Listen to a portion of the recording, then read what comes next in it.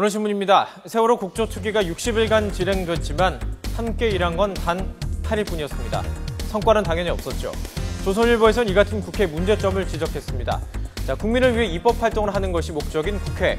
대형 사고를 놓고는 이렇게 호통만 치고 있다는 것입니다.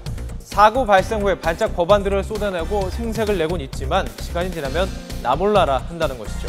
자, 이곳을 보시죠. 상품백화점 붕괴 사고부터 이렇게 대형 재난 사고는 끊이지 않고 발생했습니다. 그동안 국회가 한 일은 뭘까요? 1993년 서해회료 사건 1년이 지나서야 순환구호법이 개정이 됐습니다. 사고가 났던 해에는 관련 입법이 전혀 없었습니다. 상품백화점의 경우는 31일간이나 조사를 하고 사고 책임자조차 적시하지 못했습니다. 가깝게는 우면산 산사태 기억하시죠? 관련 법안 6건 중에 4건은 자동 폐기, 2건은 여전히 계류 중입니다.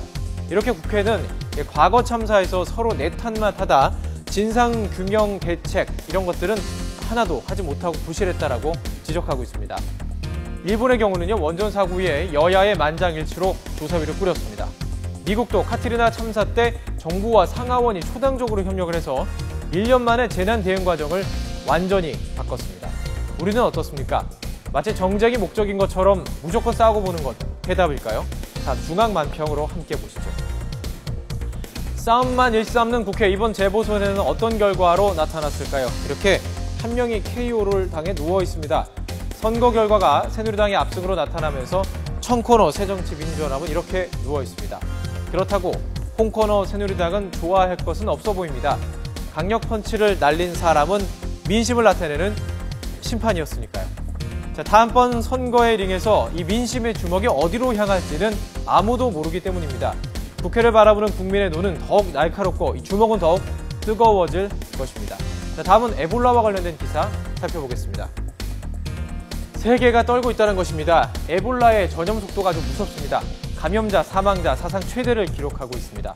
자, 지도를 좀 통해서 살펴보도록 하죠.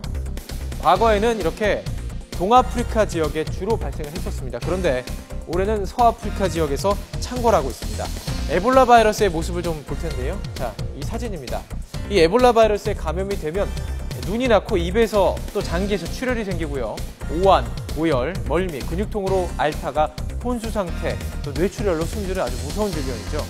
사람의 체액이나 분비물, 또 혈액을 통해서 옮길 수가 있습니다. 특히 강력한 전염성이 문제인데 감염된 사람의 정액이 한 2달 동안이나 감염원이 될 수 있다고 합니다. 치사율도 높죠. 이번에 발견된 1322명 중에서 무려 728명이나 숨졌습니다. 서아프리카 이 지역은 전시 상황을 방불케 할 정도라고 합니다. 그런데 이 치료제와 예방약 알다시피 아직 없습니다. 이 영화 아웃브레이크 기억하십니까? 전 세계로 에볼라 바이러스가 창궐을 하면서 발생하는 대혼란을 그린 영화인데요. 전문가는 이 영화처럼 세계를 강타할 위험은 적다고 이야기하고 있습니다. 이 바이러스는 공기를 통한 전염이 이루어지지 않고요.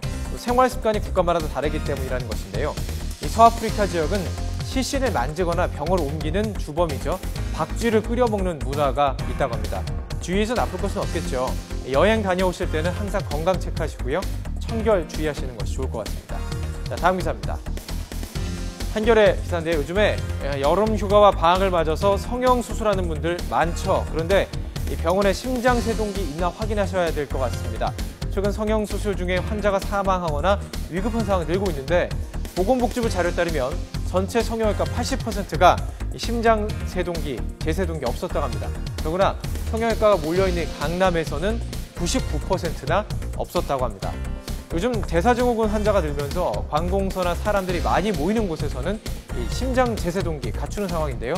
피를 많이 흘리는 수술을 하는 병원에서 이게 없다는 게 말이 안 되는 것 같습니다. 대책이 필요해 보입니다. 자, 다음 중앙일보입니다. 한강공원의 청결을 책임지는 미화원과 이 기자가 하루를 함께 보냈다고 합니다. 한강미화원 구씨는 이곳을 이렇게 표현했다고 합니다. 양심불량자들의 집합소라고요. 자, 집에서 가져온 음식 쓰레기를 다 차에 싣고 한강에 버리고요. 밤샘 술펌을 버린 그 뒷자리도 그냥 놓고 나오는 경우도 많고요. 애완견의 대소변을 안 치우는 사람, 닭뼈를 왜 변기통에 넣는지 이해할 수가 없습니다. 정말 이런 경우 참 많았다고 합니다. 이것만은 지켜달라고 부탁을 했다고 하는데요. 함께 보시죠. 자, 음식물은 지정된 장소에 나무젓가락 같은 것은 화장실 변기에 버리지 마시고요.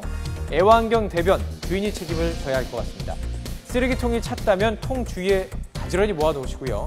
집 쓰레기는 제발 집에서 처리했으면 좋겠습니다. 자, 내용을 살펴봤더니 지극히 상식적인 것뿐이었습니다. 여름철에는 보통 쓰레기 양보다 6배에서 7배나 늘어난다고 하는데요. 열대야가 이어져서 더욱 많아질 텐데 걱정입니다. 내 쓰레기는 내가 책임질 수 있다. 지금까지 오늘신문이었습니다.